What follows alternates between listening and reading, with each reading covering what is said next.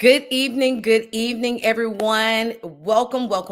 My name is Candy West, also affectionately known as Pastor Candy West, and I welcome you to my YouTube channel. And I thank you so much for joining us tonight. Tonight's topic, we're going to talk about Love and Leadership Unscripted. And I'm telling you right now, it's going to be one for the book. So do me a favor. Before I bring our amazing guest on tonight, I need you to share this with someone. Text your friends, text your girlfriends, text your homies, and tell them to join us for Love and Leadership Unscripted, because tonight we're going to talk about navigating influence and intimacy.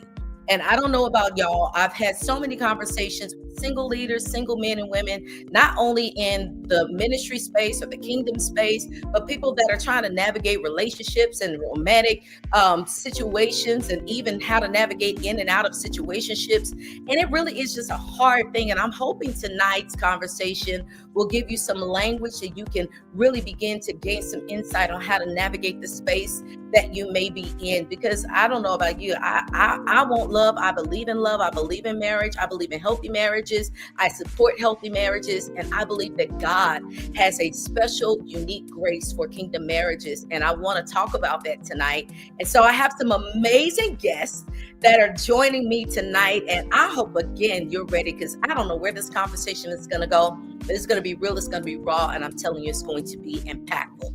So I want to invite my guests on at this time. I'm going to start with my leaders, my covering, none other than Apostle Brandon Clack and Pastor Lady Christabel. Can y'all welcome them in? And while you're in, just drop some hearts in the group chat. Hey, y'all. How y'all doing tonight? Doing well. How are you? I'm doing amazing. Thank y'all so much for being here and just Thanks for being having a part us. of this conversation. I cannot wait to the nuggets that you all are going to drop, because y'all been in the thick of it for a while, and you've seen, marriage before ministry, you've seen it after ministry, and I want it all. I want the raw truth. I want us to be encouraged by the raw truth of what marriage and ministry looks like. So again, I welcome you both on. And for those that are watching, drop where you're watching from in the chat. Light up the comment section. We want to know where you're watching from. We want to acknowledge you. We want to say thank you for joining us tonight. And okay, let's go. And we're going to roll. We're going to roll with it. I want to also invite to the stage, this platform, a longtime friend of mine. And I'm just going to go on and give a disclaimer right now. I don't know what he's going to say. All right. So that's just that on that. Y'all welcome to Love and Leadership Unscripted, Pastor YPJ. Y'all give it up for Pastor YPJ. Look at it. He already cutting up. Are you going to behave tonight? That's my question for you. Apostle Clack is on here, and Lady Christabel, and I would never do anything to embarrass them. So I'm going to be on my best behavior. Okay, so the thing is, you say you'll never do anything to embarrass him. Don't embarrass me either, okay? I will do my best. Yeah. All right, y'all. Y'all give it up for Pastor YPJ. I affectionately call him my friend Jonathan. And I'm excited about this next couple, because I know that their story has been emerging, just even the history that they have. And this woman of God is someone that I love, I admire. We met many, many years ago in ministry assignments. And I'm excited about the value that they're going to add to Love and Leadership Unscripted. And I'm talking about none other than Prophetess Sophia Ruffin and her husband. Yes, the newlyweds. Y'all give it up for Sophia and Tommy, y'all. How y'all doing tonight? We're doing good. Doing good. Yep. I'm super excited to have you guys on. And as y'all can see, can you see this panel? It's just rich. Yeah. Ain't to give it rich.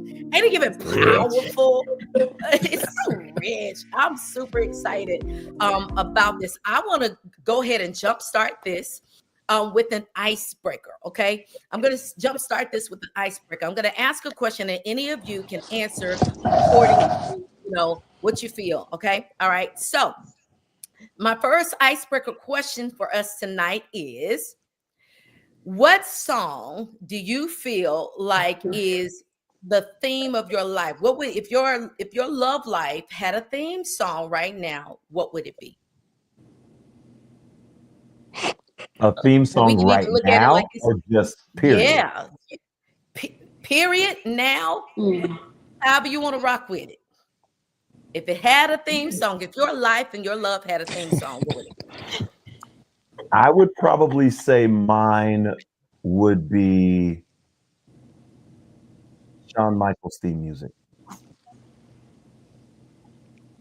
I wish we could play that so we could all get to see. Who was it? I wish we could play it right now. I wish, Pastor Christabel, I just really wish we could play that right now. Okay. Oh my God. I should have known. You're going to find it? Okay. Yeah, this is great. This is great. While he's finding his theme song, LC, what would you say your theme song would be right now? Oh, I don't know. Probably. Oh my gosh. Do we need to be church? We want to hear it. Can you hear it? Because we can't hear it. Oh, never mind. You know what? It's probably the Lord blocked it. The Lord blocked it. Thank you, guys. This song doesn't need to play behind me. All right, Sophia and Tommy, if y'all's love life or if your life had a theme song right now, what would that be? The one you were singing last night. That's what I sing last night. The one you made up. Oh Lord. Nah. You made up a song? Oh, please, do share. Share with the crowd. No, seriously. I did make up one, but it'll be "So Let It Be." Okay. So let it be. I love that. You want to sing a little bit for us, Tommy? No, I'm not the singer. I'm gonna leave that to the professionals. I know my lane. I'm gonna stay in my lane. I love that. What about you, Sophia? So it's church, right? No, baby, you can go straight love song. We talk about the matters of the heart tonight. I like the way you look at me. I don't know the words, but yeah. Nice. And my second R&B because she's an R&B girly. Right. My second song be "Picture Perfect" by Tyrese. Okay, I love that. Well, if I could give it's not even necessarily my love life, but one of my favorite songs is a song called "Teach Me" by Fantasia. I absolutely that's good. Love that song. So for my Fantasia fans, that song "Teach Me How to Love," I absolutely love that song right there. It really just speaks to the kind of expression that I would have in a relationship. All right, YPJ, you didn't get away because you tried to disappear. If yours had a thing, that's hilarious. Can't hear you. That's good. Uh-oh. God blocked it. Yep. The Lord did. That's what God did. That's right. He'll come back. It's probably a great thing that God blocked it. God blocked it. All right. Well, y'all, I want to hear from the audience. I have a question for the audience tonight, and I want y'all to drop it in the chat, and we're going to jump right into our conversation. So my question for the audience tonight is, if you had an opportunity to put language to what a potential partner, what's important in a potential partner, is it chemistry? Is it a shared calling? Is it a supportive person, or all of the above? So to my people that are watching tonight, if you could describe a potential partner or someone that would be an ideal partner, would that thing be chemistry? Would it be a shared calling? Or would it be a supportive spirit? And for my panelists tonight, what is important to you? Is it a shared calling? Is it a supportive person? Or is it chemistry? Or is it all of the above for you? Wait, first of all, can y'all hear me? Now we can. All right. Sorry. I apologize. Please continue. God didn't want me to share my song. So did you have a song? You got a song on your heart you want to share? If I had a song to represent my love life, yeah. Reverend James Moore, "Fire Shut Up in My Bones." YPJ, ladies and gentlemen, amen. This is what we're going to get tonight. That's a shut up. Yes, all right, y'all. If you could pinpoint something that is really important to you and your partner, is it support? Is it chemistry? Is it shared vision, shared calling? What is it? Or is it all of those things? I think where we are now, it would be all of the things. When we first met, I think it was just chemistry. We like kind of had the same humor, the same, just kind of obnoxious, like we just got each other, and we developed a friendship off of those things, and then eventually it kind of spawned into something else. But I think we both were physically attracted to one another, and then just our shared like love of life and having fun and laughing, and he would make me laugh so much. So I think it was just all of those things. Now where we are, of course, when he was called to pastor, and I knew that, but I was kind of like, when it happened, I was like, that's your thing. I'm not, going to be a part of that. But I think as the years have gone by That's Yeah. and okay. we've evolved, and I realized that it's not just his calling, that, we're both called. I've embraced some of the things that I said I wasn't going to do, or that were not for me, and that was his thing. So I feel like as we've grown in our marriage and life, we've learned how to work together, how to push each other, how to support one another. So I think for us, it's all of it, and as we grow and get older, I think it'll just continue to evolve, and we just are adapting to one another. Well, you know what, you said something, LC, that I think is really important. I want to lean into it because you talked about, before he accepted his call into ministry or really became, a pastor or a leader, sometimes people marry a person at the level where they are and they can't foresee the future because maybe that person doesn't really know who they're going to become. So for the people that are watching or will watch this, and they are trying to navigate the difficulty of having an evolving spouse or an evolving partner, and they weren't planning for that partner to become a politician or go back to school and that requirement of time, what would you say, because this is Love and Leadership Unscripted, what would you say to that person and how to make that adjustment when they are receiving or having to live and evolve with the partner that they did not foresee where they were going? That's good. I think that is really important, that when you are dating and when you're starting off your foundation, that you realize and understand that no one stays the same forever. And, if they do, it's a lack of growth. I think you should always want to do better. You should always want to make more money. You should always want to better yourself.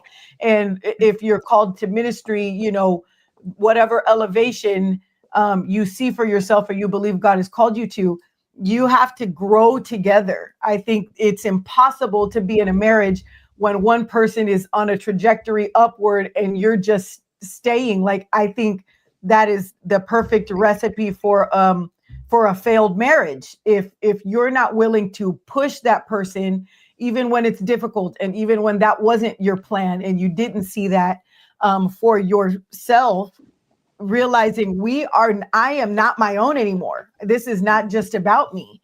And if he is going in this way and God called him to do this, or if God has called me to go back to school, we're going to push each other. We're going to make sure that we are supporting one another and that we're letting each other know that we love each other through the difficulty of the season that we're in. So I think knowing that you're not going to stay the same is the most important thing to know. If we're going to be moving, ebbs and flows in life, and we're going to make sure that we want to stay married, I think you just have to continue to grow and support and love that person through every obstacle, every high, every low. That is so good. I need y'all to Very drop in the good. comments that is good. That is wisdom. Now, YPJ, as a leader who is leading in this sphere of influence, you are an influencer.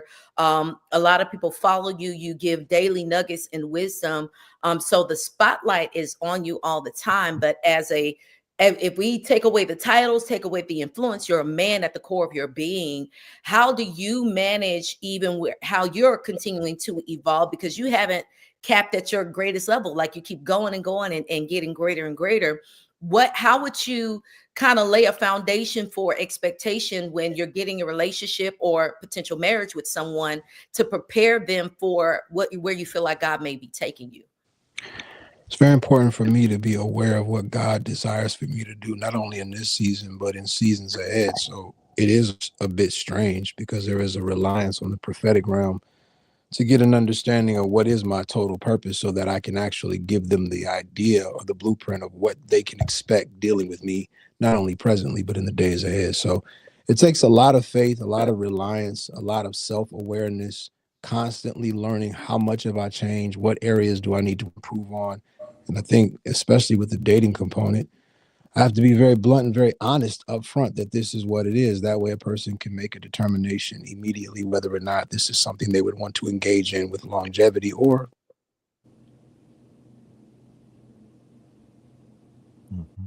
I think we lost you again. Oh, yeah.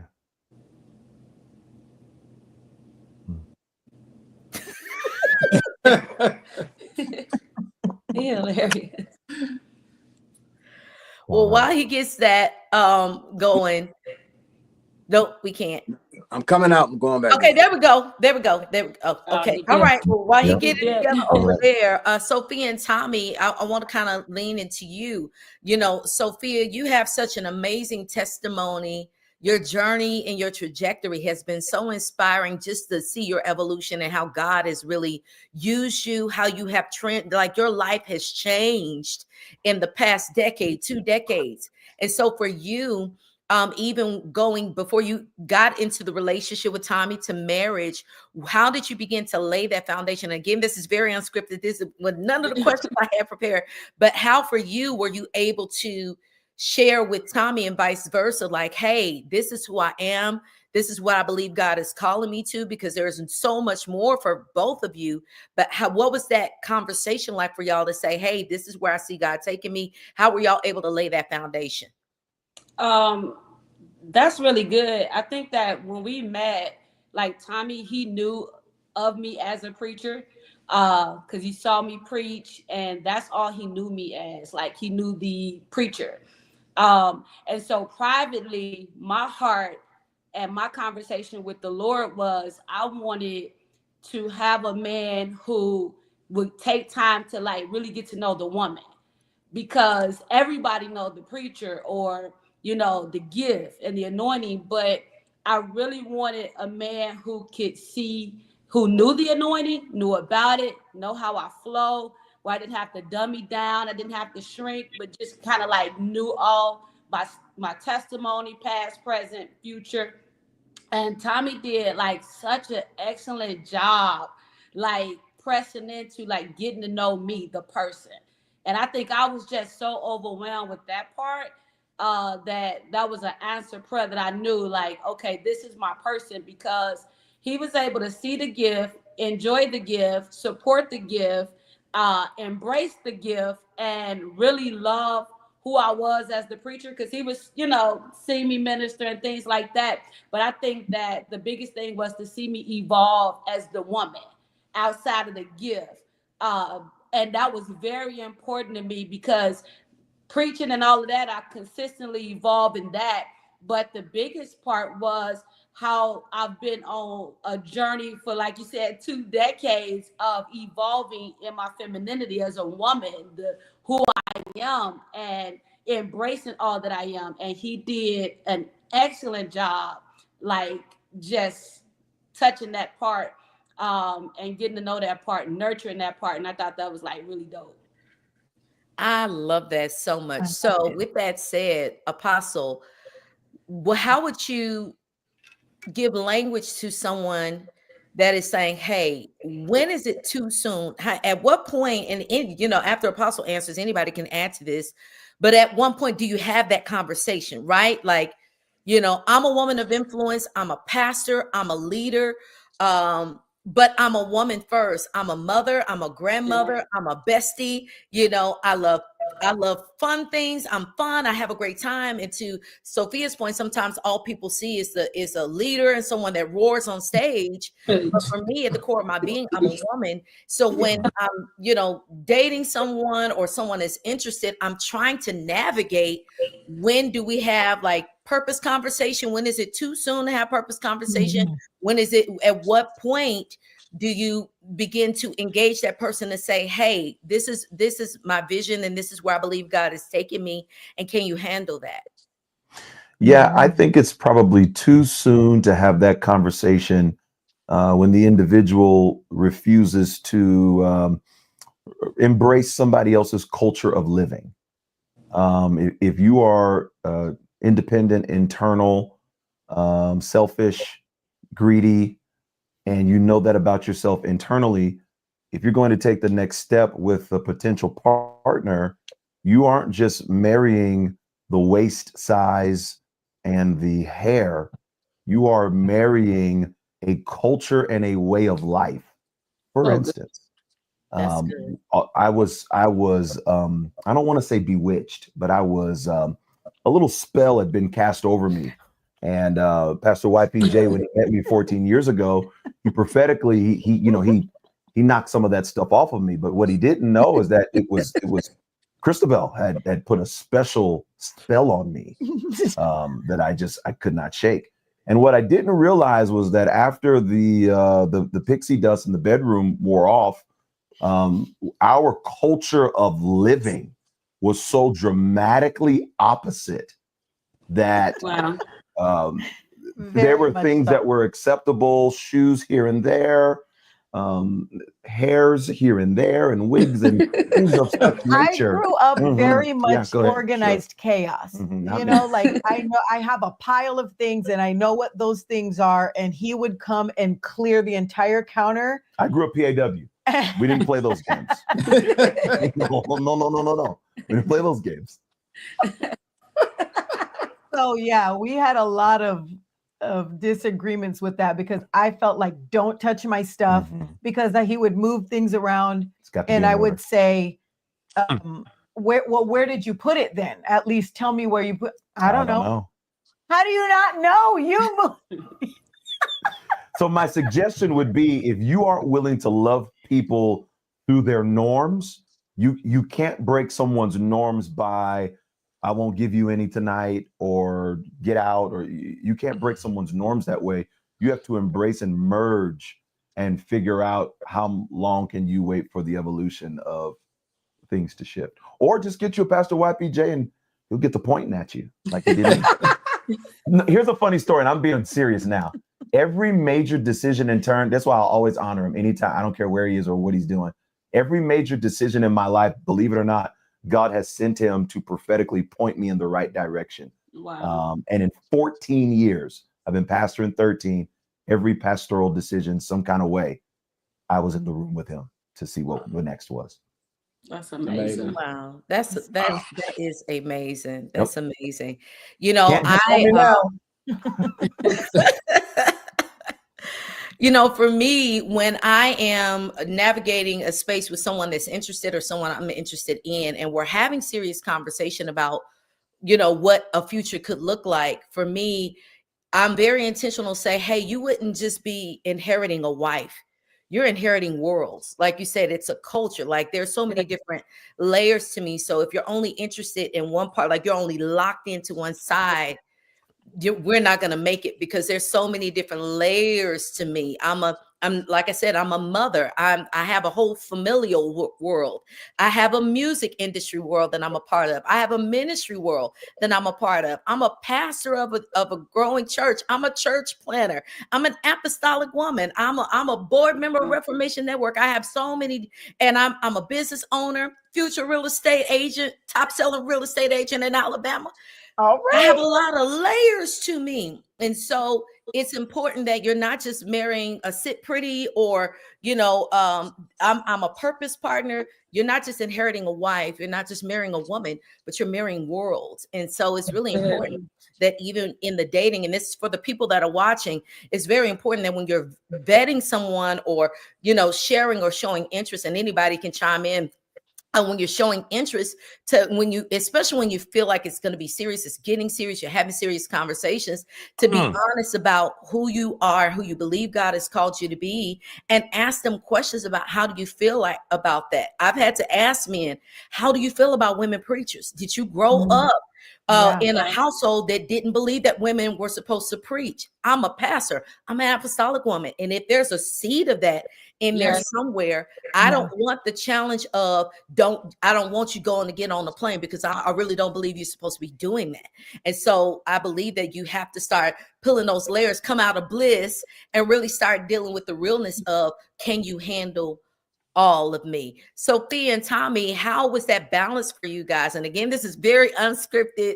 How was that balance for you, even as you navigated, coming together, and you knew that marriage was going to happen? I've watched your story. I watch your podcast. So again, I believe that there's so much value you'll be able to add to this. Thank you. First off, like my wife said, I got to know Sophia. I didn't go in it learning who the ambassador was, who the prophetess was, all these titles. That's for the world. For me, it's getting to know Sophia and to understand how she works, how her mind works, and who she is. So I fell in love with Sophia. Now, the ambassador, the prophet, the preacher, all that is a byproduct of Sophia. Sophia is first. The titles come after that. Now, this is my second marriage. The first marriage, I was married for 21 and a half years. So I understand what marriage is. And I'm saying that to say this, that he who finds a wife finds a good thing, now obtains favor of the Lord.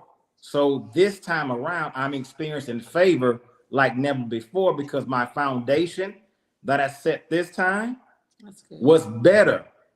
And I say that to say it's not to knock the other one. It's just, I know I told her in the beginning that you're going to get the better version of Tommy. That's good. I've learned from my mistake. I healed. I had a therapist to help me through my pain and anguish and all that. So you're going to get a good Tommy.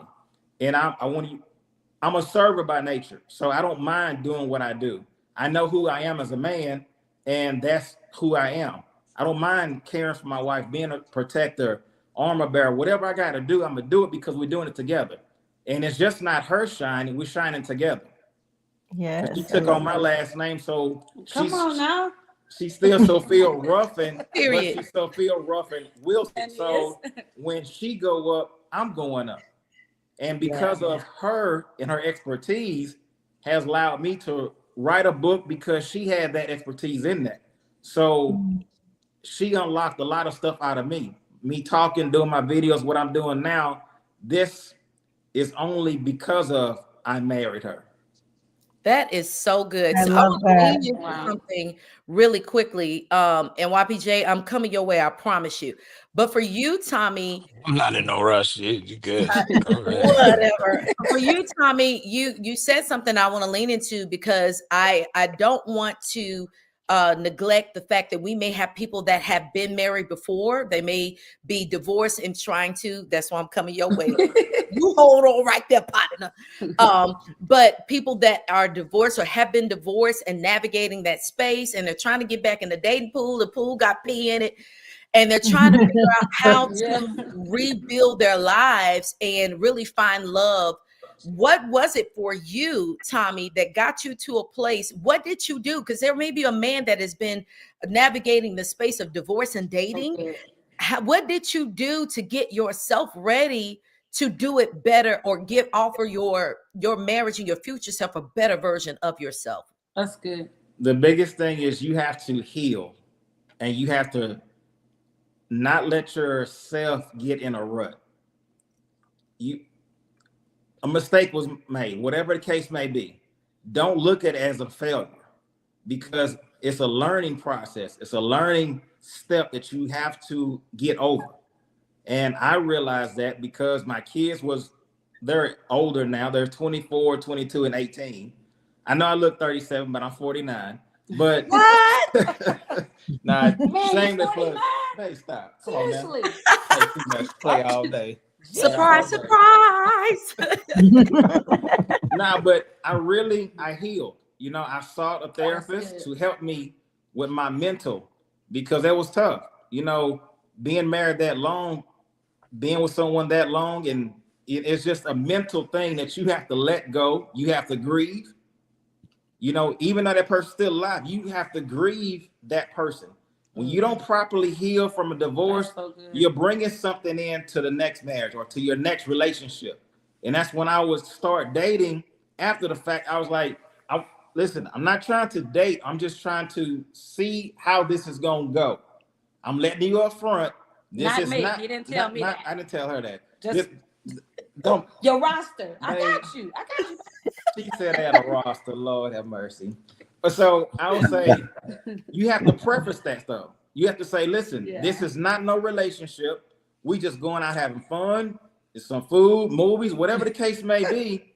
But this is not no long-term thing because if I see red flags from the get-go, and I'm not saying every marriage is going to be perfect, but you shouldn't have problems every single day. I'm just going to say that. It's too much of this knick-knack and not, no. It's when we come home, it's peaceful. It's a peaceful, we can counter our, well, it's not even arguments, it's situationships. It's just a little spat. We might not talk for a couple minutes or a couple of hours. That's about it. But it ain't no long week of being mad at each other. And I think if you don't properly heal from your previous relationship, you bringing all that into the next one. And that's not good for it to go forward. That's good. That's really good. So you said something about your house being peaceful, but I even think that you have to prepare for that peace. You have to plan for that peace. You have to be strategic to pick your battles.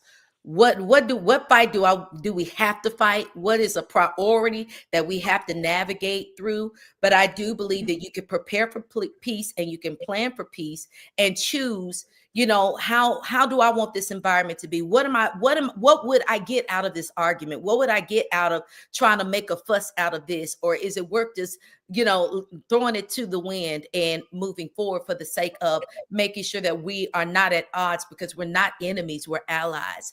So YPJ, for you, you've been married before, you're divorced, you've been divorced for a very, very long time. How did you navigate that space of healing and even where you are now to, you know, if you're dating, preparing for marriage, what is that process and what has that journey been like for you?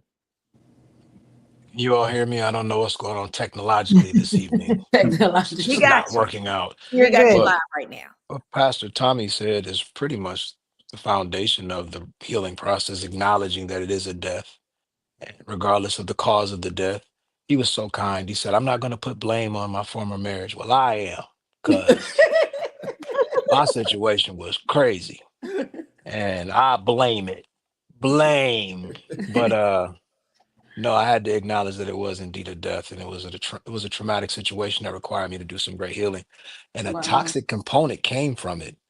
I chose peace over possibility Wow. because I had been hurt and devastated so much, and I loved the peace that I was experiencing. I think there was a false peace that I embraced as a normality because I was afraid of ever going through the chaos that I had formerly experienced. So I had to overcome this idea that every marriage was my marriage, when the truth is that was just an incident and an experience that I could not use to Wow. classify every opportunity for a relationship. So once I healed from that, and I got the realization that I just chose wrong, because the church won't let you do that. They won't let you acknowledge that you just picked the wrong person and it wasn't for you. You weren't. We're great at marrying people without informing them on actually what it actually represents. I mean, we're dynamic at telling people you have to stay together with absolutely no tools. Mm. So, you know, I got a divorce and found out that you don't go to hell after that. And I healed and I recovered. So I would tell anybody, the major thing is just acknowledge that it is a death, acknowledge that there is a great deal of recovery that's involved in it, and do not bring, as my brother so eloquently stated, the residue of your So good. issues into another situation. Wow. Amen. That's good. That's good. And I hope for those that are watching us tonight, I see your comments. Y'all are lighting it up. And if you are enjoying this conversation, just drop a comment really quickly in the chat. Let us know that you're enjoying this. It's not too late to have somebody join us tonight. I see the numbers going up. Thank you guys so much for joining us. I want y'all to stay locked in because I am going to do some giveaways towards the end. So you don't want to miss it. You don't want to miss it. I want to kind of turn the corner Wait, now. can we We're stop for talking just one moment though? Can we stop for one quick second? Yeah, sure. You were talking just a moment ago and you were saying how I've been on dates and I've had to tell people that I am this and I am that. And that sounded very recent. So the question that we all have for you is, none of us came up with this conversation idea. You came up with it. I'm curious as to, is Pastor Candy West soon to be off this here market? And I'm sure everybody wants to know. I can't be the only person that is inquiring about such information. Please, the floor is yours. See, cha cha cha. Oh, this seat got hot all of a sudden. Hey, you the one said, I've sat across with men and I've explained that I am a mother and a grandmother and a business owner and a real estate agent. Okay, so then who's these men you sitting across from? Do we have any potential suitors? Is there someone watching now in the chat that's saying, That's little do they hilarious. know, little do they know, I'm the one that she was sitting across from saying the stuff. Well, unfortunately, right now, no, I am open. I do dates. I go out. I was talking to someone, and that ended 2 days before Valentine's Day. He was broke. He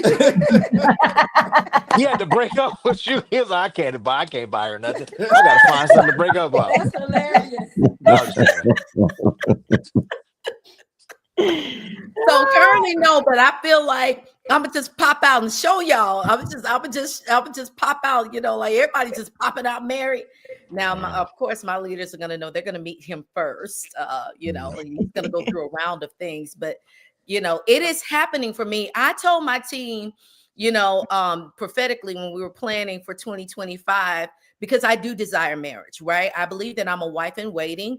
I'm a wife waiting to happen, right? And I told my team, I said, y'all, one thing that I'm not leaving out of 2025 with is my husband. Now, whether we get married in 2025 toward the end, or whether we're on the trajectory to marriage into 2026, this is my year, and I'm not afraid of that. And I've had to navigate fear. I've had to navigate what will life look like. I am open to what that looks like because I'm ready to experience my own dynamic of love and relationship. I deserve that. And I want to be able to give this love that I have to someone. I want to have fun. I want to travel. I want to do all the things. And I do believe that there is someone that can handle all of the things outside of me being a woman at my core. But to, Sophia's point and Pastor Christabel, a man that can handle the woman, like the woman without the wig, And so to answer your question, YPJ, am I currently in a relationship right now? No. But do I date and do I go out? Yes, I do. And that's it. Period. That's good. And with that, I want to get those. I know where my fireworks. I like fireworks. But here's the thing, y'all, and I want to talk about this. This is so unscripted. Y'all had a whole list of questions that we can navigate through. But I really want to know because I feel like it is a double standard, right? When we talk about love and leadership and navigating influence and intimacy, I do feel like that there's a double standard. Right. While I am open to dating, I still have to be super selective. I don't take every invitation because I cannot be seen with any and everybody. That's number one. But I do feel like men in leadership have more freedom to date as many as they want to, as women do. It is a double standard, in my opinion. So for the people that are watching, there are women saying, I want to be open, but I don't know how to navigate, do I go to coffee or do I, don't do anything and wait till somebody fly me out? I want to get flued out because I can't date. Be flown out. And that's a real thing, especially for me. I'm in a small city, y'all. I'm in Huntsville, Alabama. And I'm very protective about being seen in the city with anyone. So I'm like, I'd rather get on a plane and go somewhere and have dinner or take a road trip and have dinner before I'm just seen having coffee somewhere with somebody, and then I'm at dinner because I'm always running into somebody somewhere. So I have to be very selective. Do y'all feel like it is a double standard? I think so, but do y'all think that it's a double standard when men in leadership that are single dating and women in leadership that are dating? And can we kind of just help the people navigate that? Pastor YPJ, take it away. We're all on the edge of our seats. Yeah, YPJ, let's go. I would like to deflect this question to Apostle Sophia and Pastor Tommy. The floor is yours. Nah, I mean, I get it. I understand. I mean, because it is a double standard. However, yeah. my thing is, if your intentions are good, I can't base my life on someone else's opinion and what they think of me and what they see.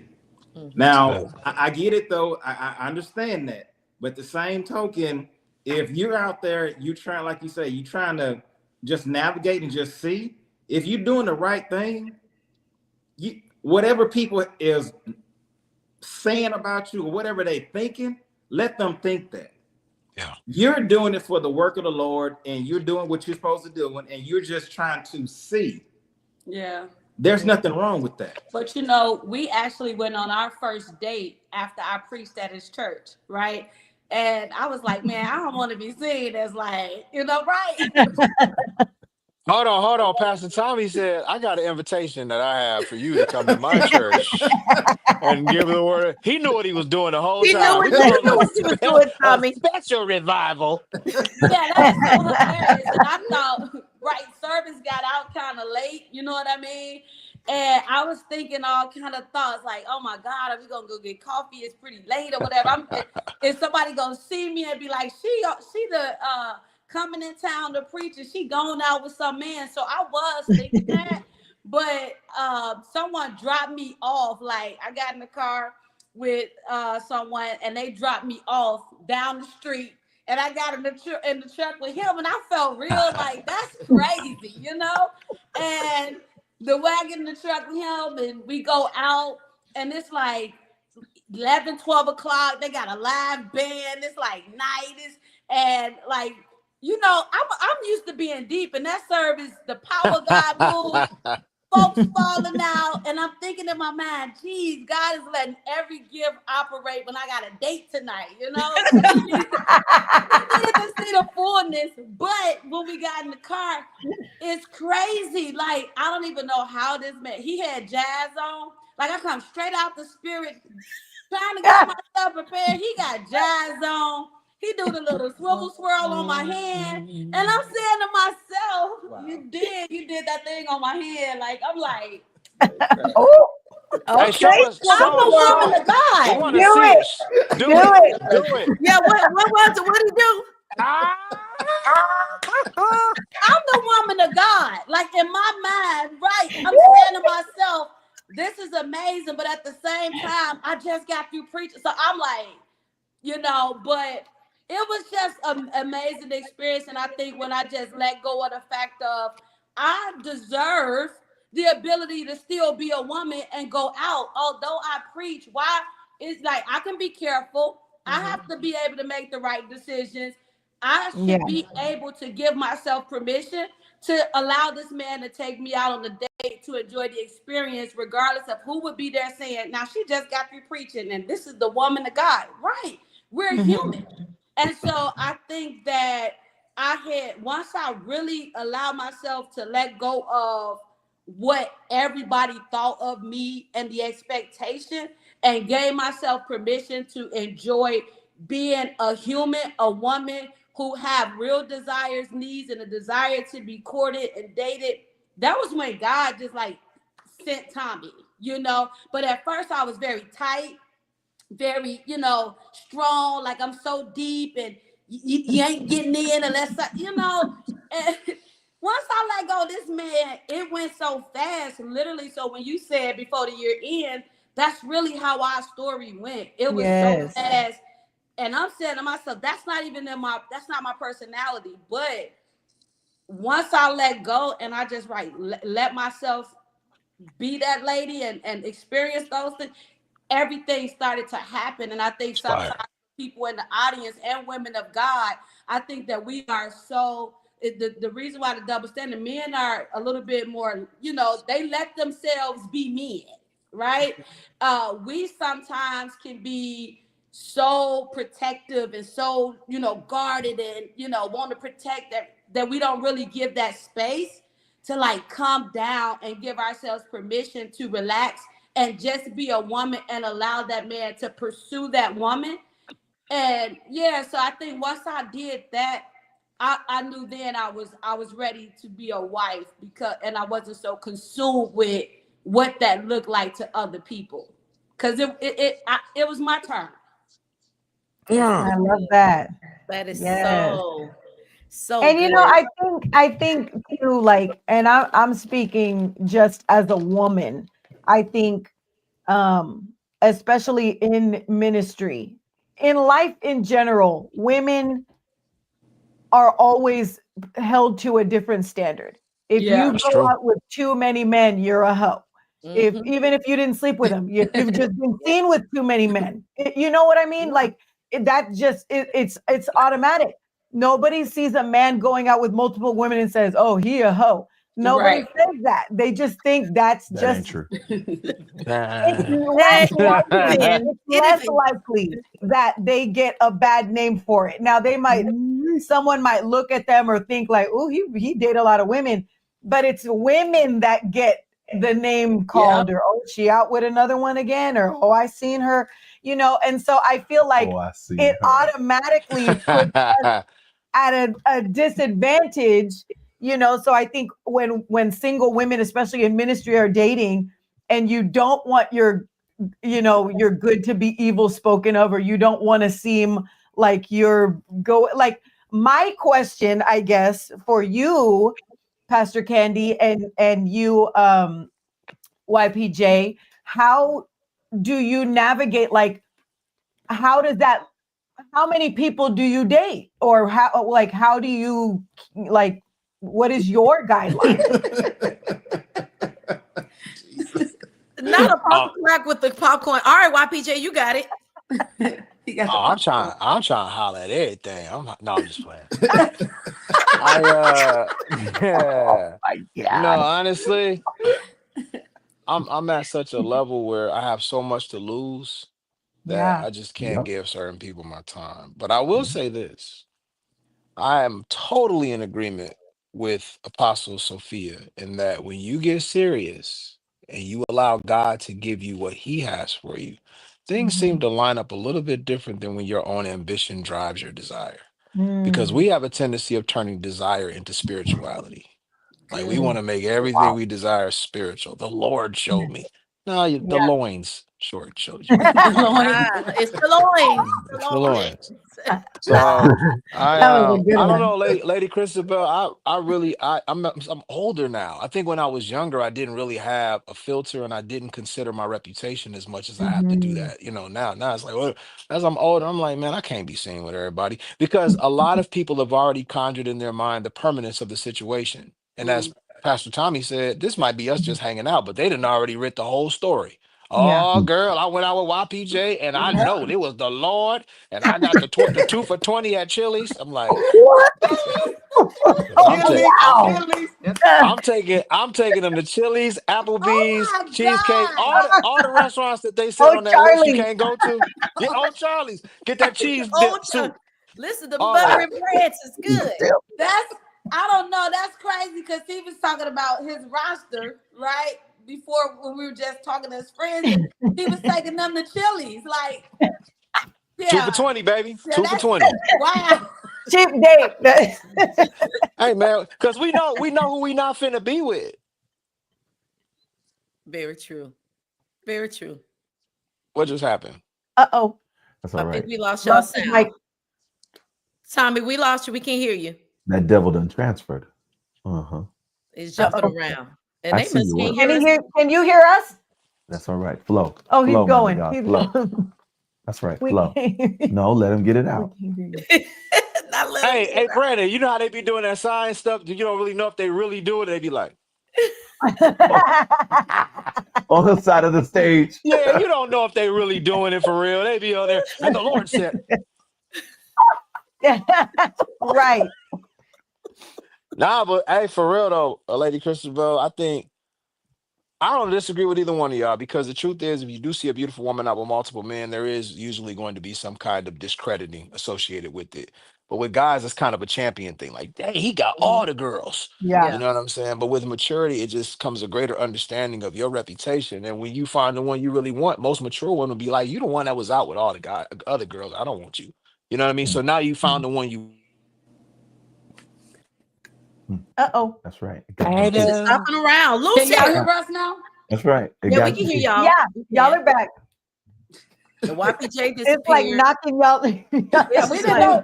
We Ping figured y'all ponging. just- You know why? Because it's helping the people. It's helping the people. And the devil Oh don't my want people to be, goodness. he But don't you know want what? people to got to be helped. What I want to say is, I think when you have to look at when you're longing for a relationship or a marriage or whatever, I think you have to look at where you are right now. Like, for example, when we got married, we were not in ministry. Mm-mm. We just went to church. Wow. And so when the call of God, came to him, we both knew we were, gonna be in church or do ministry of some level. I knew I would be a worship leader. I never thought I would be a pastor. That wasn't ever in my mind. I didn't desire it. I never said, when I get older, I think I'm going to marry a pastor. Like, what? No. But even him, he was on the trajectory to play basketball. Like, That's right. his goal was to be in the NBA. Hold on, but I wasn't like just talking good. I was actually really good. No, like legit. I want that. To I be understand. He was getting ready to go overseas, and then like everything shifted How come? when I got pregnant. Hello. Don't He do said, that. I want to show you something. And I said, oh yeah, what's over there? Kapow! And then before you know it, she was pregnant. So you was hitting all the shots. You done just hitting the baskets in the gym. Oh, Three. I didn't miss one. You're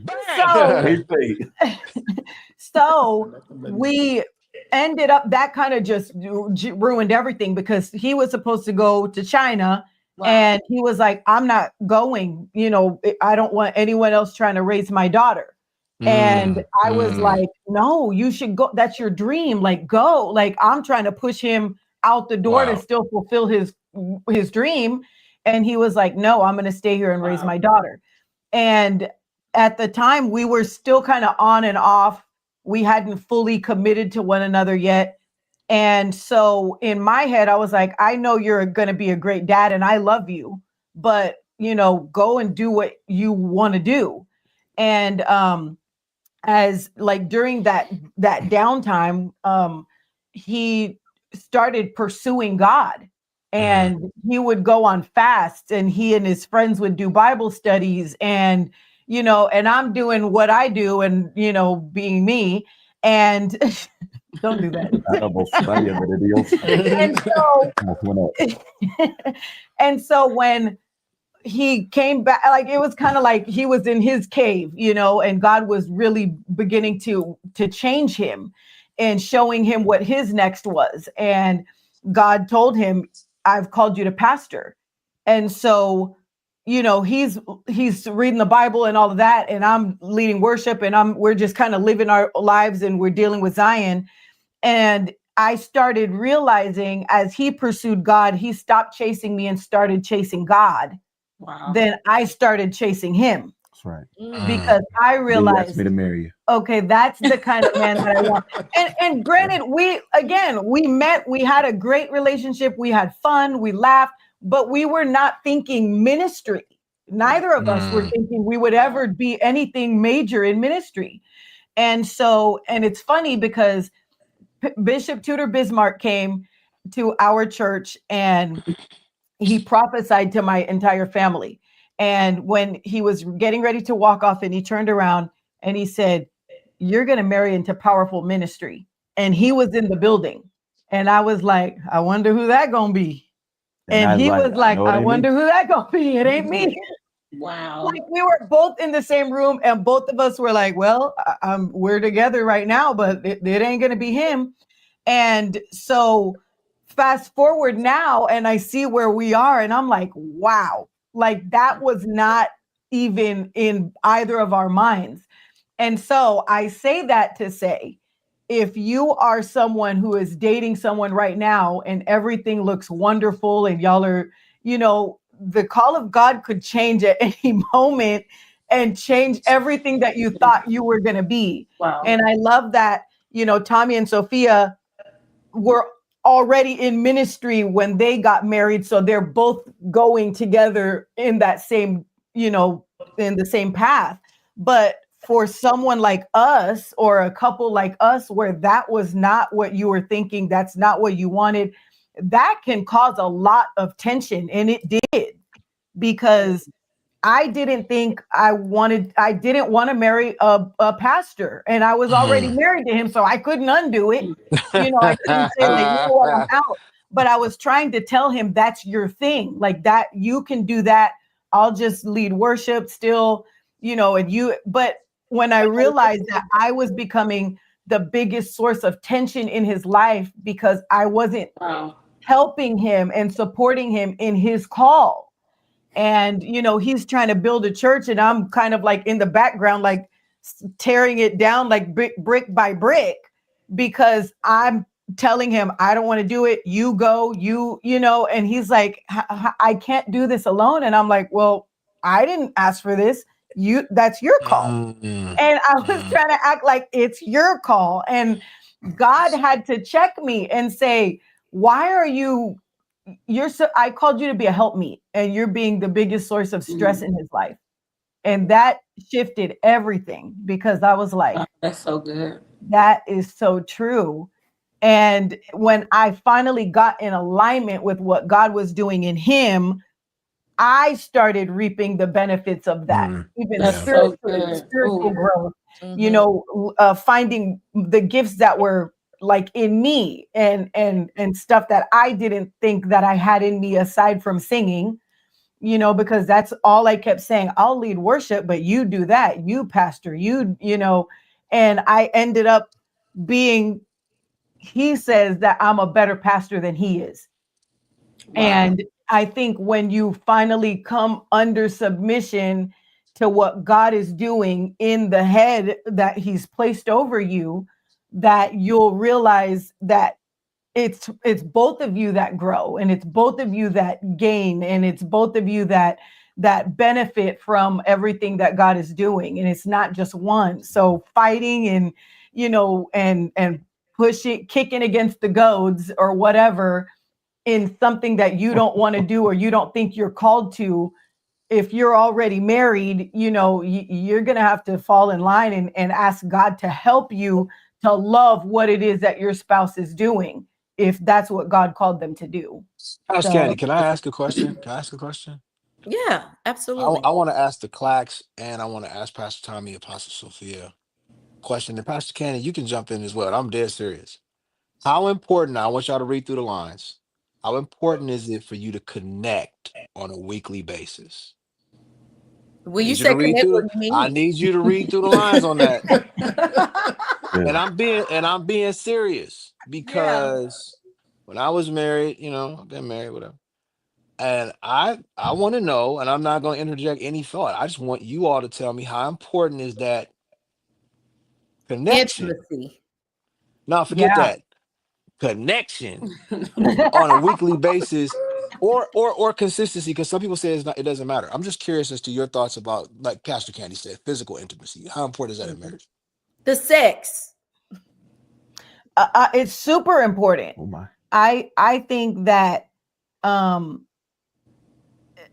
me say it this way. The weight of ministry that is on his shoulders now, where he's at right now, like it's often. It has to be often. 4 out of the 7 days of the week. If I'm traveling, I got to get some before I get on the flight. When I come back home, I got to punch the time clock. Typically Sunday nights after I've say yeah. You got to say yeah too. All you gotta do. And I will say it. this, It also has to be at least a nude on the while I'm on the road. Okay, Just a little. so Apostle Clack, that's important, right? Keeping it Oh, yeah. keeping it fresh and Oh yeah.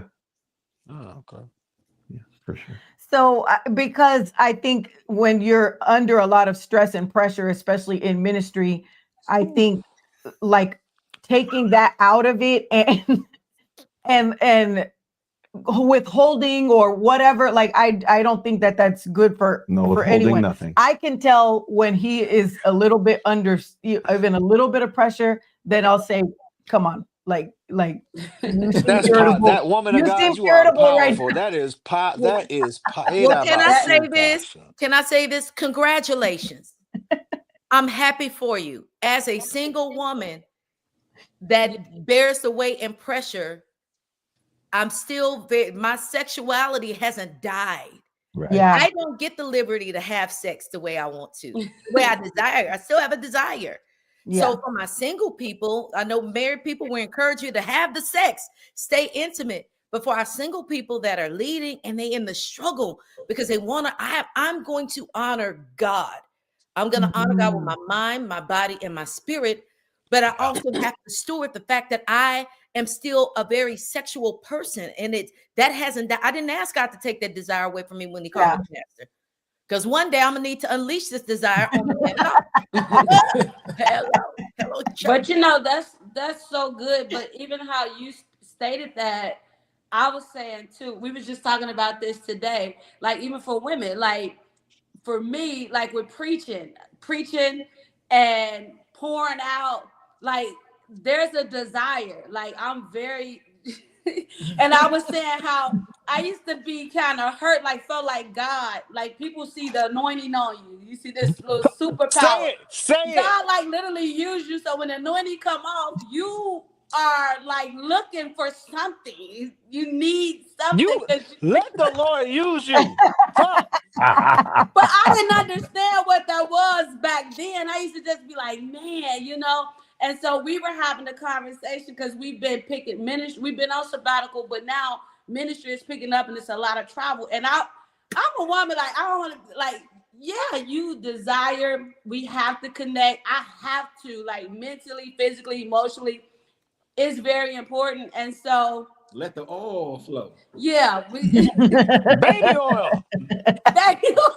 Not just in church, at home too. The baby oil. Yeah, it is. So, but it was good to hear another female like mention that about preaching, because you hear that from men. Like, we know desires that men have and the desires that come with men of God. And so I love that you pointed that out, because as a woman, when you do preach and stuff, it's the same. So, and it's very important. We like connection, physical touch, everything. All the time is very important, because if not, and we're still like 2 years in, so yeah, we knew. The man of God said, and it is a real thing. I think that navigating that space, especially for single leaders, to YPJ's point, to Sophia's point, when you're done ministering, that's why a lot of people, sometimes pastors and leaders, do fall into sin or immorality, because they are dealing with how to offload what's left when they come out of the glory, and they don't know how to appropriate what they feel, because they don't know how to steward that. Sometimes it's like, okay, well, all I got is prayer or a movie, or I have to keep it cute and put it on mute. I have to be safe. I have to diffuse my fire, and I don't have the liberty to offload that. And I, as a single woman, I'm sure YPJ can be honest, as a single man, you feel those things. And just as much as the married people are saying, hey, when I'm done, listen, as a woman, I want to roar on stage. I want to purr at home. My God. I do. Well, I want to roar on stage and purr at home. Period. But for me as a single, I still have to steward that. And I have to ask So God for the good. grace to be able to manage my Yeah. emotions and my feelings, Yeah. even when I'm having those hard seasons, because sometimes even, and not necessarily loneliness, because I'm very content, but it's like, dang, you just want somebody. I want somebody to talk to. I want somebody outside of my girls and my team to share where I am, what I'm going through, how I feel. Like, be honest about how I feel about ministry. And even outside of ministry, as a woman, this is where I am. And so you're constantly having to vet it with God. And that's a beautiful, we be church. It is a beautiful place. I have a great relationship with the Father. But it's also The like, hey, Father God, ain't give me giving my you none. time. Like I Hold desire. on, hold on, hold on. You just breezed past what Pastor Sophia just said. The I heard Father him. What ain't giving you none. Father ain't giving you none. That Right. talk, yo, talk. I used to be mad, like hurt with God. Like, yeah, worship will take us to a place. It feels good, consuming fire, but hey. You're my heart's desire. That's good. Told But y'all, it's the man. truth. It is the truth. So for my single people that are watching, if this is good to y'all need to comment. This is good. It's helping me, because that was really my desire for even doing this conversation. I put it on my note on Instagram last Tuesday night. We need to talk about dating and leadership. And I received countless DMs like, please, Wow. we need to talk about it, because there are people that are trying to navigate this space, how not to go too far when you desire to manage your influence and what you're called to do, but yet, man, I'm attracted to, the person I'm dating, and that is arousing something to me, and I gotta calm the kitty down. How do Hey, I just want to say this has gotten so good because you are out of control right now, Pastor Candy. I'm thoroughly enjoying this. Candy West just said, "I gotta calm the kitty You down." did. You need a T-shirt. You need a T-shirt that you sell when you go preaching You fill out that tonight. says "Calm the that kitty would down." that Oh would my sell out. God. Absolutely. He said it got good. Keep calm, kitty. oh This is great, my man. God. It's ghetto But in here. y'all, with that, how would you, because we have a very dynamic group. We have a very diverse group watching us tonight. We have married people, single people, people that are dating, people that are in situationships, especially for people leading in the ministry space. How would you give them wisdom to still honor God while they're pursuing love and romantic relationships? Because what's too far? We don't have time to have the whole fornication conversation. However, it's a real thing that people deal with. There are people that are literally in leadership that are not married, living with their boyfriend or their girlfriend before they get married. How do we give them language and how to navigate that space? Because some people just don't know. They're just not taught, and they may come from a religious place or a traditional place, and they just don't know what to do or how to navigate that space. Okay. I'd probably say if your thought life crosses boundaries that your hands haven't yet, the proximity probably needs to be checked. The best way I can say Brandon it. Clack. Brandon Clack. That was so good. That Apostle was so safe, Pastor. That was That was good. Brandon. But I'm gonna be honest. Like Tommy really I thought I was just a save. Like can't nothing get through me. I'm not even kissing. I'm not gonna kiss. I don't kiss. I just really felt that. We kiss. You know what I mean? We kiss. We can That's as far as it went. But let me tell the truth. After the kiss, I talked about it. I literally, I did. I had to go speak in tongues because I start realizing I'm not as strong as I thought. I thought I Hey, was a strong woman Pastor of Tommy God. put that thing on it with a kiss. Said, "Come here, period. girl. I'm going to show you what this No, is." yeah, and he was telling me that. He kept saying on the phone before he came to Chicago to visit. Yeah, I like the kiss, and I'm saying to myself, he's already prepped me, so I already know. Like I'm like, well, I don't kiss, until I'm married. I'm feel like I'm gonna do this whole, this man, we kissed, and it was like I wanted another one, you know. And so Hey. he kept me. He like this is what I love, and this is what I value. He kept me. God kept me for sure. I wanted to be kept, but God also gave me a man who really like he helped. He helped me, and it's just real, and that's the truth. And I felt like people don't tell the truth. I feel like I'm a hindrance though. Like Pastor Like, Tommy is a help. Because you kiss me the right way, I feel like I'm a hindrance. Because I want to be strong, Apostle He said, Clack. I ain't gonna touch you. I ain't gonna. I want to believe that I'm gonna be like, you know what, that's enough. But I know me. That's enough. That's enough. It's gonna be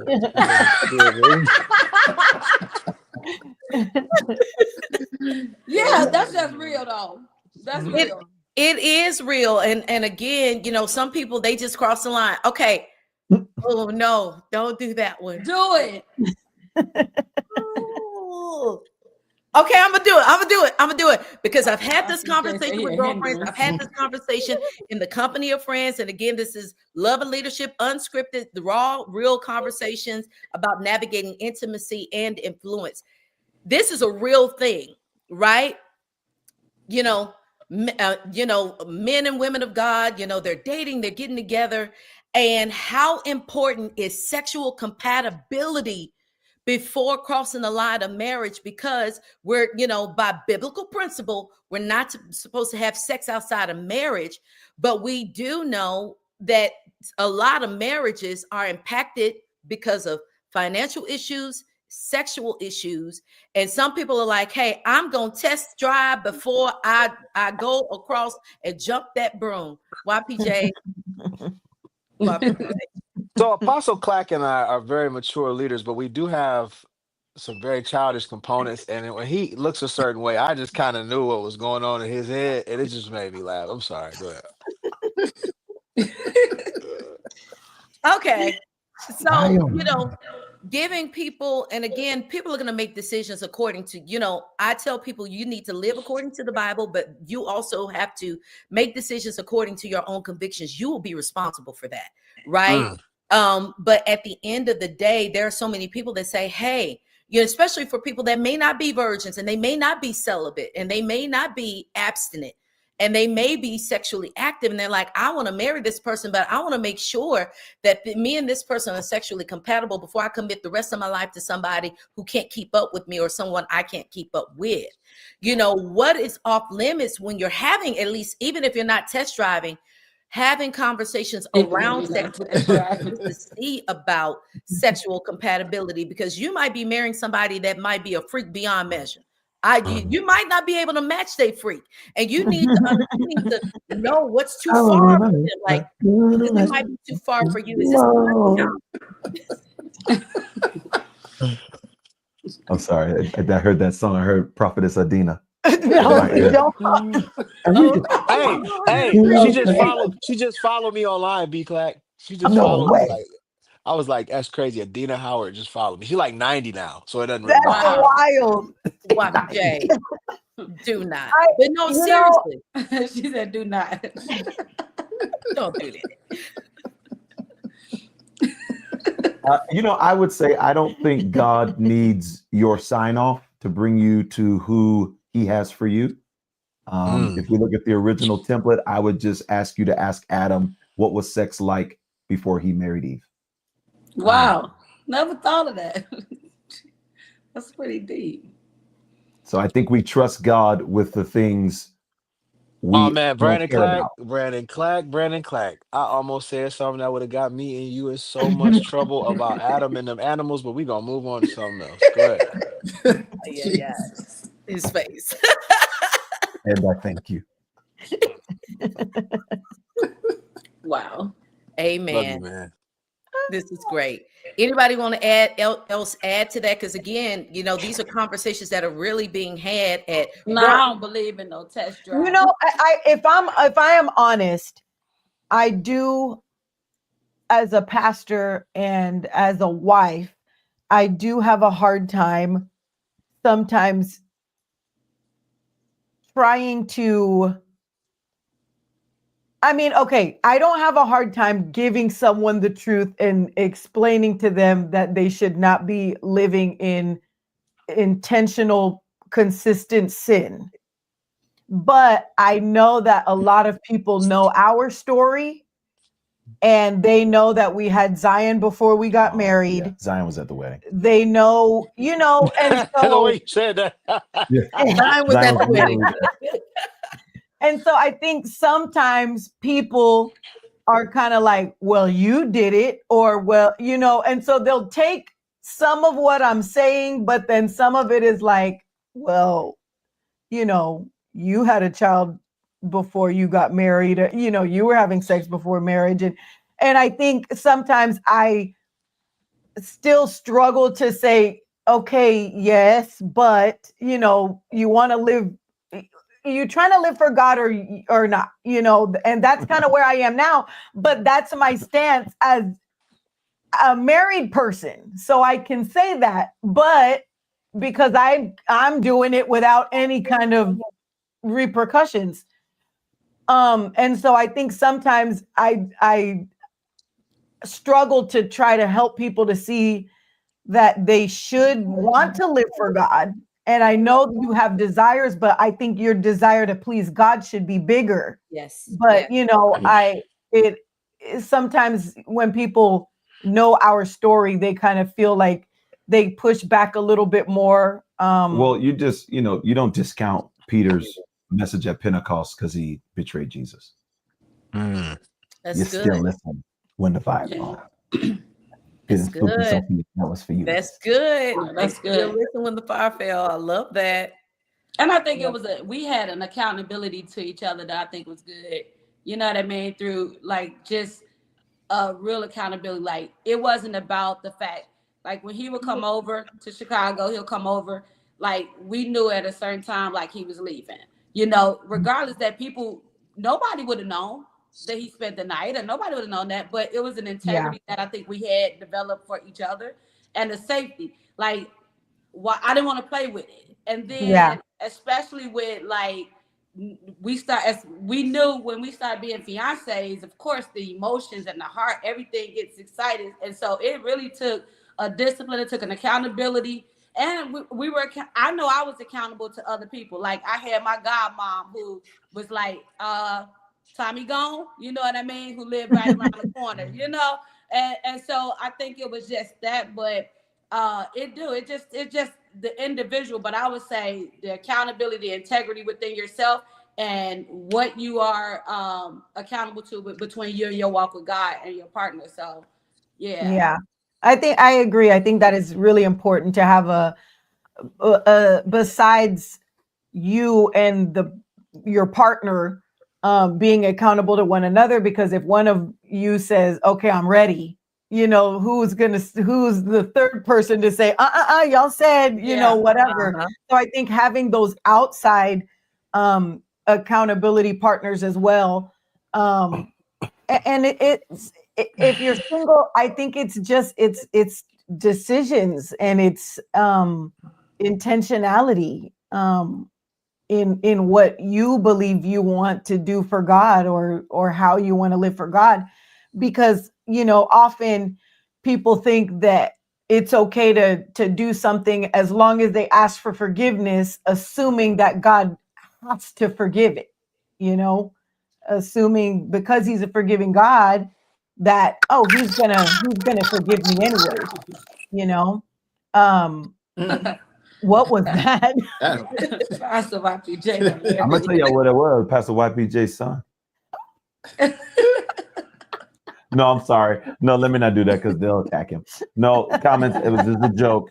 No need to make a story about him. It's not true. I don't know what that little mouse thing was he just did. Little munchkins. But this is really good. I believe, again, that this conversation, I'm looking at the comments, and I wanted to have real conversation with all of you, because I know we come from very diverse backgrounds. We all have unique experiences and love relationships. We have 2 married couples, 2 single people online tonight. What would you say is one myth that single people have about marriage? YPJ, you can answer that. And for my married people, what do you think is one myth that married people have about singles? Myth that single people have about marriage? Yeah. Well, it might seem generic, but so many married couples honestly believe the moment they cross the threshold that magically everything falls into place. They Mm. genuinely believe the moment they have sex, they move in together, that it just magically falls into place because they've already created an image in their mind of what marriage is supposed to be. And Yes. when you get it, as Apostle Clack said and Pastor Christabel said, when they got home and realized there were differences that needed to be worked through, and usually it's funny, it's the small things that you don't pay attention to that when Yeah. you actually move in together, you're like, oh, I don't like that. Or am I going to adapt to that? It could be something as simple as the toilet paper underrolled or overrolled that a person is consistently You connected are a to, or, prophet. et cetera. So, So, so true. yeah. Yeah. What would Mhm. y'all say is a myth that maybe married people have about singles? I think the main myth is that single people are lonely. Yes. I That's don't believe that. I right. think single people are having the time of their lives on trips and with steak dinners alone. Now, minus, the cold sheets, I'm sure that's annoying to the save singles, but I don't think they are as lonely as married people or pastors project. I Mhm. think sometimes pastors project the fear of loneliness because they are afraid of uncontrollable fornication. Mm. Tell you you're lonely because you ain't married, but you can be just as lonely with a ring on your finger That's as right, you man. are without one. That's Yeah. right. Amen. That's That good. is so real. What would y'all say, Sophia, to even because y'all are just 2 years in, so y'all still in the newlywed phase. What would you say was a myth that was busted when when you got married? Like, man, I thought that being married was this. I had a misconception about marriage until I got married. It's easy. I mean, because I have been married before, but a lot of people talk about marriage. The first 5 years is going to be this, it's going to be that, but Mhm, it's mhm. what you say. See, I believe that words have power. It's just Yeah. like the terrible twos. There's no such thing as a terrible two if you get on that butt and beat that butt. You know what I'm saying? So that I have experience in marriage, but I told my wife, I Does said, that apply it's with just children or with marriage as well? You beat that butt, the what? terrible. Hey, Look, tap tap, a little pop pop. uh, Get on that butt and beat that butt. Why, why I'm would he sorry. ask if It's that's for late. Oh marriage my It's late, God. also? Pastor Tommy. Pastor It's YPJ late. is off the chain. It's late. I'm sorry. are you a pastor and a slash comedian? I'm sorry. Oh Yes, yeah, yes, he Okay, is. yeah. okay, all Yes, right. he is. Absolutely. He is Kevin Frederickson's biggest imitation. That's hilarious. I'm sorry. Nah, That but was I good. mean, it is what you make it and what you say. Yeah. So, you gotta be careful what you say. And singles looking at to being married is just wait till you find that one. No, try not to make a mistake in getting with the wrong one. If you really truly feel like that's the one for you, Yes. Yes. go for it. You know what I'm saying? But talk about everything. Don't Yeah. don't sugarcoat it. Don't we I laid it all out when I talked to Sophia. I let her know that this is what I'm going through, blah, blah, blah, all this. And she understood and she took me as for face value right then, Yeah.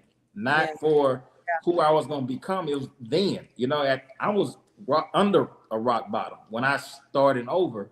So, don't let nobody talk about what your life is going to be. And I say because you only know what your life is going to be because you're walking down that road. Don't Sure. let nobody try to tell you anything differently. And I would say for women that got every situation is very different too, because when he say rock bottom, it really do take the ability to have some prophetic insight. Because when we were talking and he was explaining the situation, for some reason, I didn't see where he was at. I saw who he would become, and I respected that, right? And I also saw that this man was working two jobs. So, and from where he come from, he when he got before his divorce, he come from wealth and he come from multiple homes and success. So he knew that, right? Things that happened in his marriage, his previous marriage, rock bottom. And so when he was talking to me, I just saw this is a working man. Like, you working two jobs. And so what people was comparing, they were comparing and looking at and assuming that I'm this way. I got this. I'm successful. I'm financially blessed and this and that. And but they were overlooking the fact that I see a man who is not just working, he's working outside, working 16-hour days and got vision. It Wow. wasn't that he had potential. And so I never looked at, oh, when he come, I got this and he have that. I just saw that this man is going to add value to my life. And with him and him having the ability to work, and I said, even if ministry just was to stop, I'm educated. I know how to work. I know how to get a job. I always work before ministry. So I looked at, if I'm a hard worker, he's a hard worker, we'll still do good together. And That's so good. a lot of people was telling me, girl, don't that man, he don't have this and he don't have that. I was able to see past that, and I didn't look at where he was at. And I'm so grateful because I saw he was integral. He was a hard worker. He was genuine. He had vision. He served. He served at his church. He served his mom. He served his children. He spoke highly of his past situation. And then he was able to show what kind of value he could bring to my life. And so I want to leave it out there that don't allow people to, especially when it comes to what they call boss chicks, independent women, that sometimes we can look at a man and we can really turn our nose up and miss out on a high value man that is very successful, that can bring value to our life. When we got married, everything financially and favor went up. And I showed we multiplied what I was doing on my own. This man come and he's giving me vision and ideas behind the scenes. I may be out in the front, but they have no idea behind the scenes. He's helping me. Payrolls have shifted because he's my armor bearer. He serves me. He's my security. We keeping money in the house. Love Yeah. that.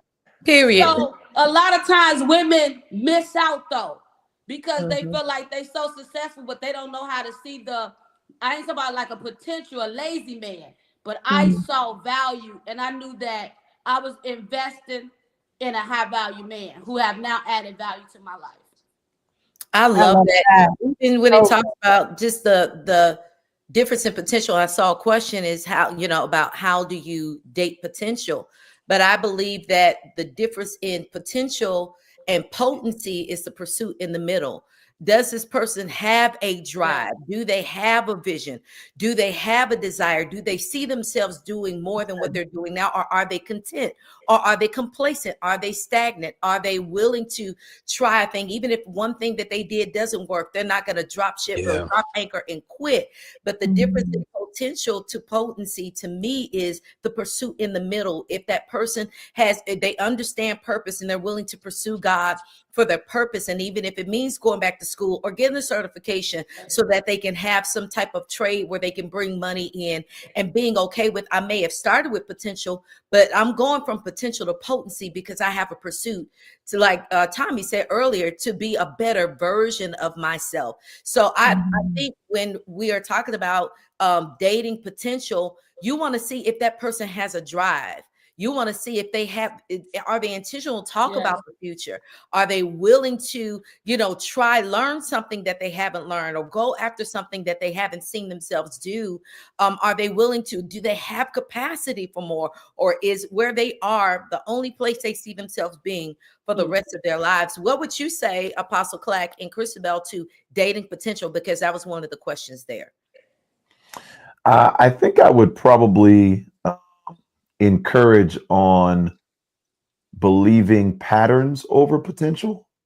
If you don't see enough healthy patterns, what makes Tommy and Sophia such a special case is she prophetically saw the potential, but she practically could measure the patterns. That's Mm. good. That's The good. measurement she gave us were the multiple jobs. The measurement she gave us was the content behind the scenes. Yeah. And so what I tell Zion's going to be 21. 21? 20. Okay, Zion's going to be 20 in a few weeks. And what I'm telling Zion, she's got a really nice guy. She'd be kicking me right now for saying this. She's got a really nice guy that loves the Lord. He came over for Thanksgiving and he sat outside of my office while I was doing a pastor's I don't like call. him. Now, this is actually Zion's pastor talking. So, hey, you got to deal with her when she comes for her yearly check. I get. So what I'm telling her is you got to measure his patterns over the potential. That's right. Don't say he's got dad, don't say he's got Brandon Clack like potential and you don't measure his patterns. And so that would be my quick suggestion. So good. That's real good. YPJ, what would you say to that? Like, how a person should date potential or go from potential to pattern to potency. What would be your advice on that? What Apostle Clack said is so powerful because the graveyard is full of potential. Potential is not a guarantee. So it's frustrating because there are so many people that have amazing potential. Yes. Somebody asked me the other day, where are all the good men? I said, unfortunately, they are in the box, but they're unassembled. So it's really just a matter of being able to put it together, but who has the time to do that? So I think I agree in this instance. I don't think there's anything else that needs to be said. I really believe you have to follow, as Apostle so eloquently stated, the pattern of the person and pay attention to the reality of their personality currently, because you can really waste a lot of time hoping the best for a person that doesn't see the best in themselves. So good. That's good. That is Amen. good. Can I say this just before? I know we're going to close certain in a moment. I want to say, in all sincerity and all jokes aside, I am so proud of Apostle Brandon Clack and Pastor Christabel because I have had an opportunity to see their journey. And I was thinking about you guys the other day, and I marvel over how the Lord has expanded you to cover so many people. And there's so many other thousands of people that will soon be covered by you. I think it's phenomenal. And I want to say to Apostle Sophia and to Pastor Tommy that, and I'm not joking when I say this. I remember watching the journey of Apostle Sophia. She was dating someone else kind of publicly at one point, and the Spirit of the Lord spoke to me and said, "That's not the one." And we're not even friends. We don't even know each other. And when I saw him, I said, those two are going to make great waves in the world. So to see the two of you doing what you're doing is absolutely phenomenal. And then to Pastor Candy, we don't give you enough credit for the situation that you had to turn around with Convergence. So to bring all of y'all together to have a conversation of this magnitude, those of you that are on this live, I know it may seem like all jokes, all fun, but these are 5 individuals that genuinely, I think, are very important to the body of Christ right now. And I also think that this conversation, though it may not seem massive, is going to have some kind of echoing effect that will shift people's ideas. And so I want to tell all of y'all I have a great deal of respect. And this isn't just church talk, 'cause I don't do that. I don't care nothing about that. I'm not an opportunist. I don't care if people like me. I'm saying this because I genuinely mean it. I think the 5 of you are phenomenal. And I appreciate this conversation this evening. Wow. Oh, I sir. love Thank you. you. Receive it. Thank Yeah. you. As Zion's pastor. Amazing. Wow. Oh, I got the hearts. I wish I could get the Hey. hearts. I ain't doing something right. Pastor YPJ, thank you so much. Yeah, That amazing. I Yes, really thank appreciate you. those heartfelt sentiments, like just to be seen and acknowledged, because sometimes you can get so familiar with people and people can sometimes get so familiar with you, but for you to take a moment just to impart into us and encourage us, thank you for that. Thank you. It's Genuinely mean amazing it. to be seen by co-laborers, and it's been an honor, for me to have you all. And again, I just reached out to y'all last minute, say, hey, I'm doing something next week. Would you be willing to jump in? It wasn't really a formality to it. I felt an unction to do it. Wow. I don't know what this is, y'all. I really feel I was just obeying God. And Yeah. I'm in a season of my life where I want to leverage the influence that God has given me to help people that are in a myriad of situations. I'm on a rescue mission. I'm called not to just use the preach word to bring people into redemption and salvation, but I'm also called to use experience, to use my heart, my desire, and the insight that God has given me in these amazing decades that I've been able to live and heal and evolve to help people find their purpose. And this conversation tonight has been absolutely amazing. I'm telling y'all, I'm about to do some giveaways, but before we close and I allow, give my guests an opportunity to enjoy the rest of their nights. One, y'all dropping in the comments a huge thank you to these amazing men and women of God. Thank y'all so much for your time. I want to close with you guys. And again, I need everybody to kind of stay with me just a moment because I'm going to do some giveaways. But what would you say is, if you could say a component of covering a called man or a called woman is for you as a husband, Apostle Clack, for you as a wife, Pastor Christabel, for you, Apostle Sophia, for you, Pastor Tommy, for you, Pastor YPJ, what would you say is a component for you when you are covering a called woman or covering a called man? What's important? You want me to go first? Okay. Sure. Someone with Christabel's capacity, you got to throw the deadbolts away, throw the locks away. She's an explorer. So in covering someone that is exploring new confidence, you don't threaten them with the deadbolts. You do that again and you never will. And no. So if you're not confident in yourself, new confidence, that is powerful, humble. Apostle Clark. That is a person that is exploring new confidence. I've never heard That's that really before. good. That's That is so good. powerful. So good. Wow. Amen. For real. Like, I'm probably, that's crazy. That's dope. Well, YPJ, while you're adding to it, what would you say for you, even as a called man, an anointed man, that God has given a very distinctive calling to? You're not just being used in the ministry space or in the space of being a kingdom ambassador, but the Lord has allowed you to stretch into the sphere of influence as it relates to media, arts, and entertainment. But you are still a man of God. What does that feel like for you, or what is something that you feel like is a component of covering for you when you are being supported by your woman of God, and when God gives you that relationship or that marriage? What would a component of that be for you, and how would you see yourself covering a called woman? I'm a simple man, so there isn't much that I would require. And most people don't know that. The assumption is that I'm grand, but I'm not. I'm really actually a very simple person. I just put on a good front. But for me, as far as covering someone else, I desire to bring a level of stability to a person that allows them to maximize every aspect of their capacity. I really want to see Wow. if I can be responsible for pulling the best out of a person by supplying them with stability on every side, understanding, safety, affirmation, confirmation, just that's my heart's desire. I genuinely believe that I have developed enough emotional intelligence, spiritual awareness, and capacity to be a foundation for a person that when they come into my life, they're like, I didn't even know I could be this great. So that's my heart's desire, Oh, I is love to that. bring That's somebody into that. beautiful. That's Right. beautiful. Wow. That is So what do great. you need though with that, that's your desire to give? What is your desire as a component to receive? As I said, I am a simple man, and I don't need a lot. I just need you to. Okay, never mind. I felt where you was going, Doc. Picking up what you're putting down. He's something else. I got to stick this battery in my phone. It's not fitting for some reason. I don't know what's going on here. Oh, there All it is. right. Okay. Sophia and Tommy, what about for you guys? What is Tommy?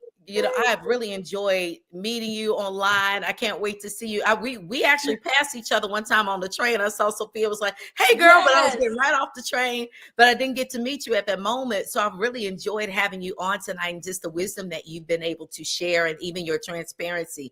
What is a component for you as a man of God that is called by God, kingdom ambassador, and you have a powerhouse of a wife?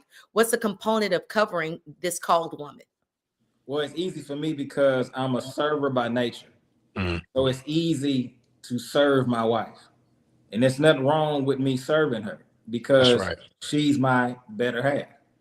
If like I said earlier, if I we're gonna look good together. So I'm gonna help her as much as I can.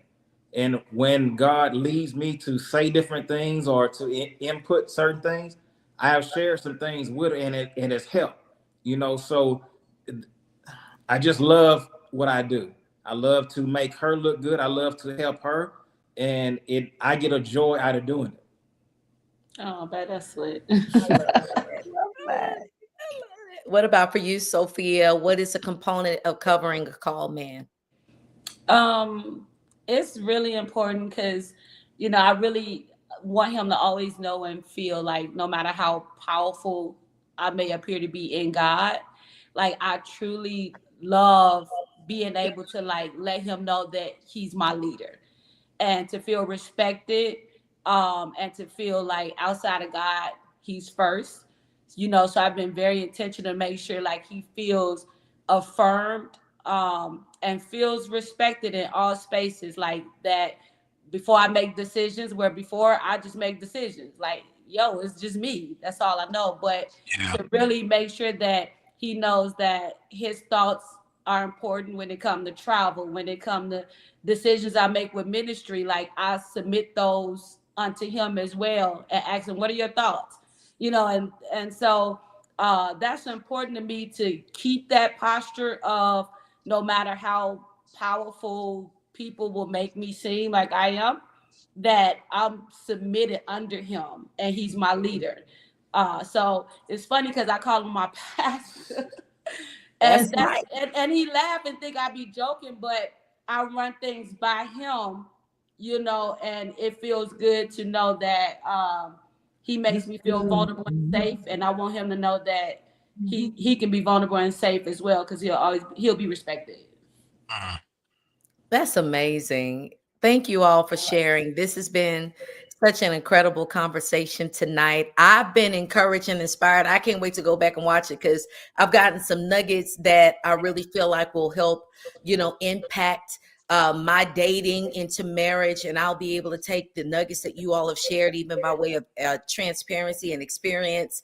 And I know I'm, again, looking at the comments, I know that this conversation has been a blessing to hundreds of people and hundreds and prayerfully thousands that will watch this video Yes. after this. But I honor each and every one of you. To Apostle Clack and Pastor Christabel, thank Yes. you all so much for your leadership. Man, Love you. I'm so blessed because I get to be led and covered by you. And I'm excited for the day where you'll get to lead and cover me as I'm going into the journey and trajectory of marriage. And you all have been such an inspiration to me and have continued to make me hopeful for marriage. Pastor Christabel, just saying how you love your husband, honor your husband, cover your husband, gives me something to look forward to, and even how to cover a called man, and being a support system, even while I'm stewarding being a called woman. But I'm excited and looking forward to being able to cover my called man. So thank you all for just adding so much language and wisdom to this conversation.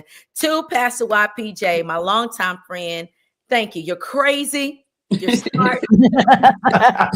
You're intelligent. You're funny.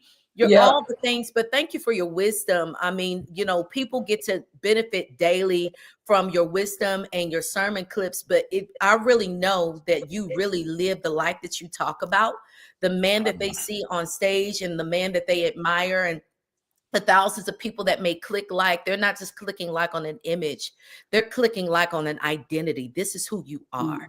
And I appreciate you for your consistency, and just for how you've always honored me throughout the years and been a support and just shown up for me in major ways. And I pray that God would just literally blow your mind in this year and beyond. So I'm super excited to be able to celebrate whatever God does with you next. And to Apostle Prophetess Sophia, I feel like we've been sisters for a long Yeah, time. period.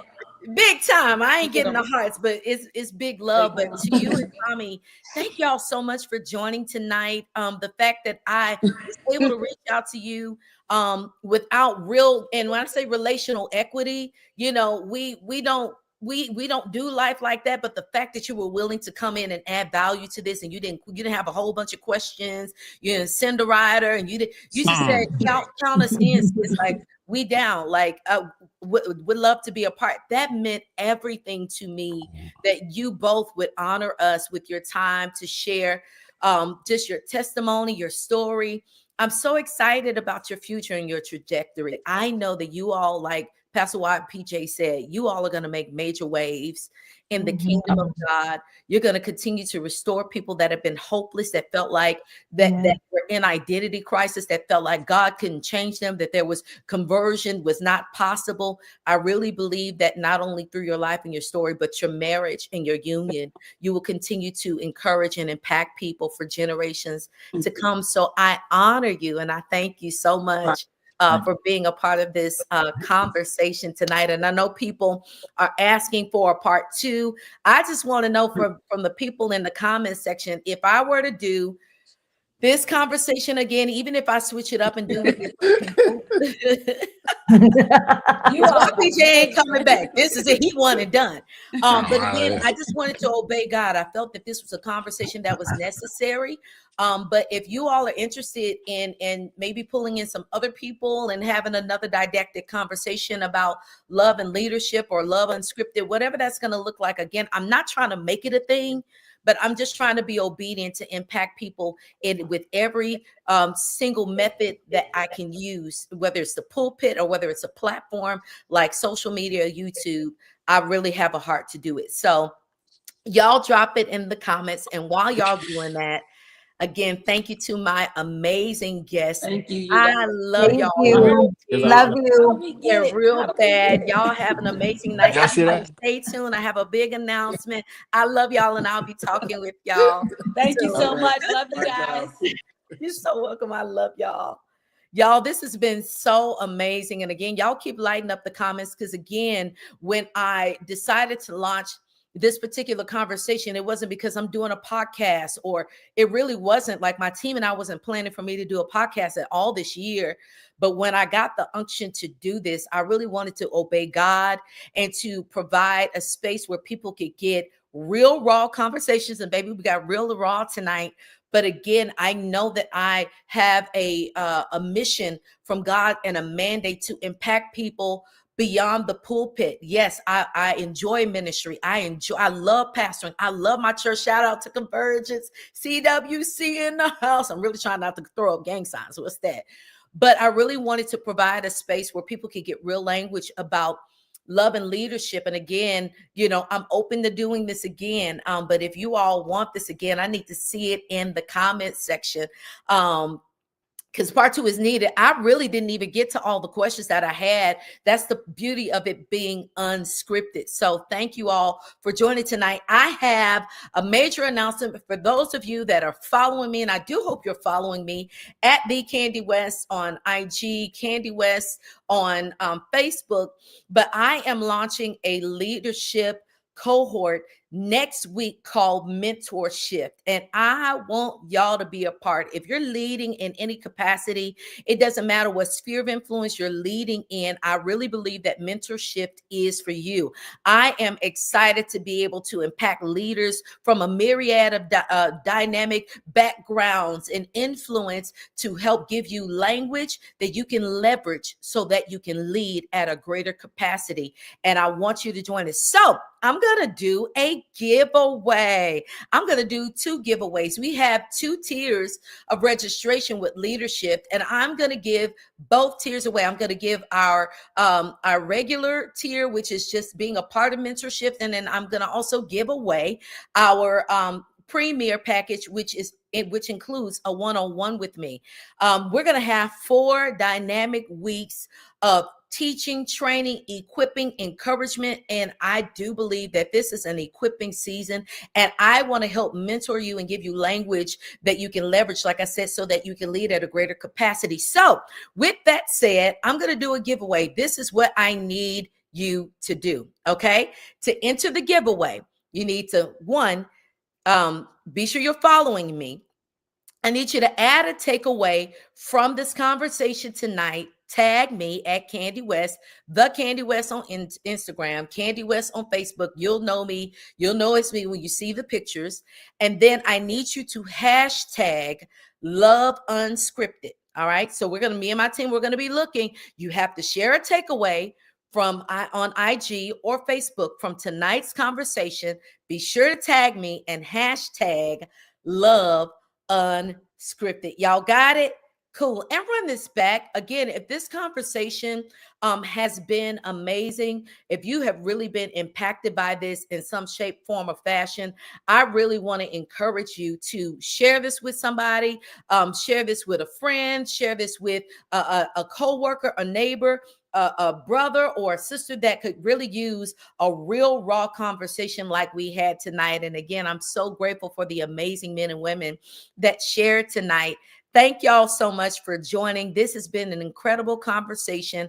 I have been inspired. I believe that I've been impacted to not only lead at another level, but I'm preparing to love at another level. So without further ado, don't forget to enter the giveaway. But thank you again. I am Candy West, affectionately known as Pastor Candy West. This has been Love and Leadership Unscripted, navigating influence and intimacy. And I pray you all have an amazing night and an incredible journey as you're on the trajectory to lead well and love well. Have a great night, guys, and I'll talk with y'all soon. Peace.